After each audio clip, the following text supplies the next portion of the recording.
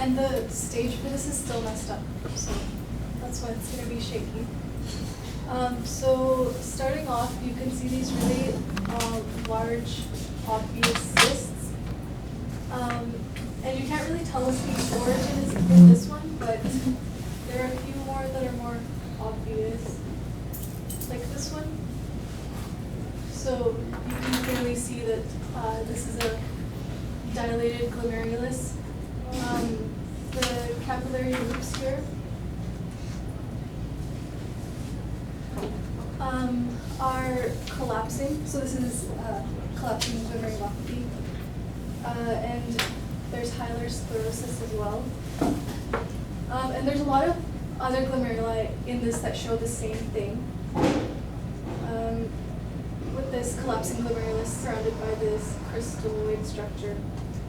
So in terms of other aspects of the biopsy, it's a very active biopsy. There's lots of areas of inflammation. There's sclerosed glomeruli. I think about half of them are sclerosed. Another one right here. So there's about this 1 cell thick layer of podocyte and epithelial cells that have really large abnormal looking nuclei. And that's because they're trying to duplicate, but they're not able to. So this is what that is. It's not a crescent. So I can show you that in a bit more detail on the H&E, what I mean by they're trying to duplicate.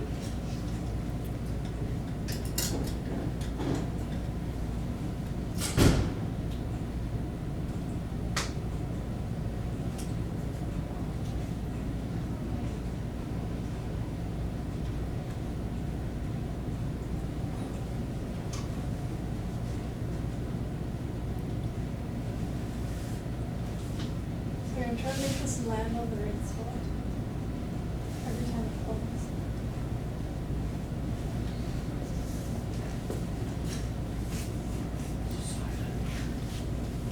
Interesting case.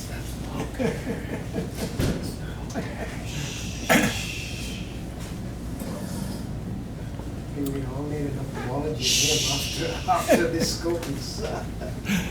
The scope is going to be fixed Monday afternoon. I know it's hard to look at. We have an appointment, Okay, so we'll never have to put up with this again. Seizure inducing. So I'm not absolutely sure we can find it here, but there was an abnormal mitotic figure Oh, wow. where you could see the chromosomes, but they weren't, symmetrical, and they obviously were not going to succeed in having that cell divide. So this is Tubular the cell. what? Tubular cell? No, podocyte. So this is what this podocyte mitotic there. catastrophe, right? Where the arrow is pointed, but I Yeah, don't know, it's hard to see. yeah. But yeah, so it's clearly not a symmetrical mitotic figure, so that's what the paper that we shared, they called it podocyte mitotic catastrophe. Right. It's not a real term. Yeah, that's what it said. So other than that, this is a pretty, I'm just not going to touch it, but it's very obviously an active inflammation, and there's severe interstitial scarring, and like I said before, about half of the glomeruli are sclerosed. So there are tubular microcystic changes? Well, that's what she showed first, but although the literature always says tubular microcysts, here the second cyst she showed had a clearly glomerular origin. So they're not all tubular microcysts. Some are like Bowman's capsule microcysts. Sorry, I was late. Yeah, I don't know, you gotta pay double to see it again. yeah, there. So that's the glomerular origin cyst, and it's filled with that crystalloid stuff. It's much larger than surrounding glomeruli. And there's another even bigger cyst that's just purely kind of tubular epithelium. Yeah. Was he treated with this? What's It's it? a this is a new diagnosis. Oh, this is new. Is the tubular interstitial inflammation typical of HIV? HIV diagnosis. Or- That's Well, what I think was that asking. their question was, is this active? Is this, you know, purely acute and chronic, or scarred, burnt out? Clearly, this is pretty scarred, but it's also very, very active. In other words, the unscarred areas are very heavily inflamed. This abnormal mitotic activity, which enlarges podocytes and so on, was very, very obvious.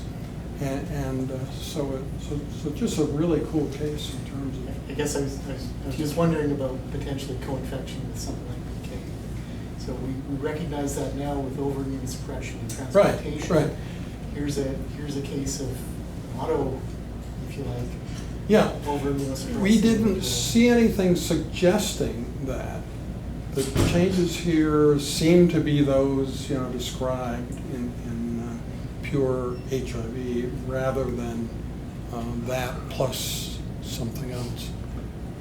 I'm sure it's your BK. I see. It's not really described in the literature, right? An association between HIV and syphilis? Yeah, I mean, I haven't followed the HIV literature at all, actually. But it's. I've never heard it. But still, it's possible. Anybody can suppress. Everything is possible. But man. I suspect that if he is that immune suppressed, he should probably have PCP or some other kind of infectious thing that's what- before BK. Yeah. Wouldn't say that. We see BK nephropathy all the time. Well, BK viruria, viremia, much more common than we see, in syphilis. Although you're using now routine prophylaxis against this. For 6 months. I mean, when we were residents, we used to admit these cases more with PCP pneumonia first or some kind of infectious complications, and then the diagnosis pneumonia. So I was very, very shocked. What is the CD4 count? No, I can't remember, but it's pretty low. It was low. Yeah, it's quite low. Really, really? Well, it was low. I don't remember the number, but it was low. Sorry, go ahead. Okay, so for IF, there was just mild mesangial staining for IgM and mild moderate for C3, mild moderate mesangial. And we didn't have EM yet. So yeah, collapsing glomerulopathy. Are these large glomerular cysts as well described? Because one knows collapsing glomerular. I've not seen huge number of HIV nephropathy No, here. I But these haven't cysts, either. I've never seen this big glomerular cysts before. Yeah, I have seen very few cases like this. You see, I moved from Baltimore before the peak of these cases. I mean, Baltimore is one of the hotbeds, but I was gone by the time they started to write about this stuff. So I haven't seen a lot of cases myself. But I do know that what I've always taught is that the cysts are of tubular origin. So I'm interested to see that at least that's not always the case. Yeah. Well, we'll do a literature search and print this as a case report.